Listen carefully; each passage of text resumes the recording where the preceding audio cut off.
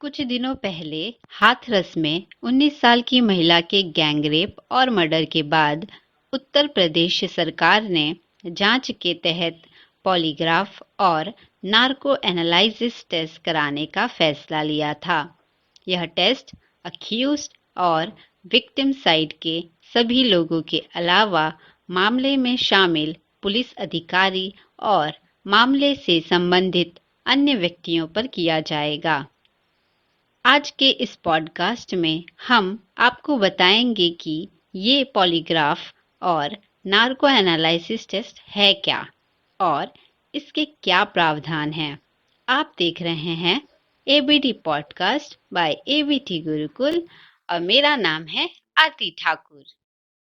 Narco test अपराधी या आरोपी से सच उगलवाने के लिए किया जाता है। यह टेस्ट कराने से पहले व्यक्ति का शारीरिक परीक्षण किया जाता है कि व्यक्ति की मेडिकल कंडीशन टेस्ट के लायक है या नहीं, क्योंकि टेस्ट के दौरान व्यक्ति को कई तरह की दवाइयाँ दी जाती हैं। इसमें व्यक्ति को सोडियम पेंटोथल या सोडियम एमेटल नामक साइकोएक्टिव दवा का इंजेक्शन लगाया जाता है। इस ड्रग को ट्रुथ ड्रग या ट्रुथ सीरम भी कहा जाता है। इस दवाई से व्यक्ति के सोचने समझने की क्षमता खत्म हो जाती है।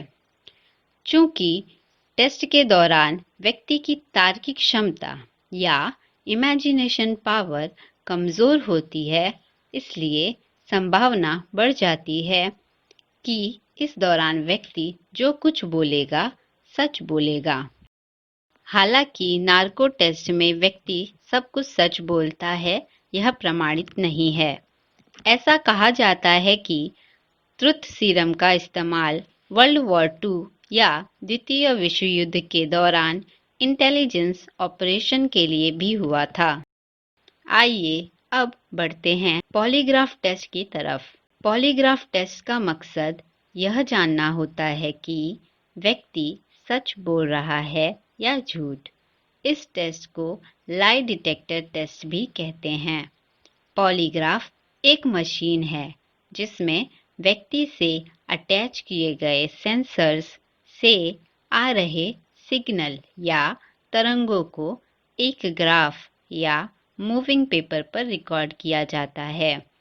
इसी प्रक्रिया को पॉलीग्राफ टेस्ट कहते हैं।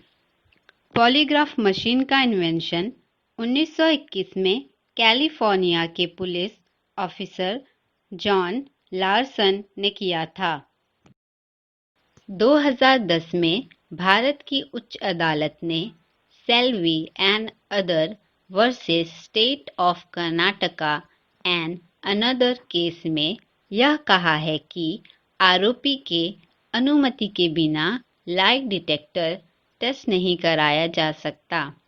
सुप्रीम कोर्ट ने अपने फैसले में यह भी कहा है कि किसी को बलपूर्वक इस टेस्ट के लिए मजबूर करना उसके व्यक्तिगत स्वतंत्रता में अनुचित घुसपैठ है।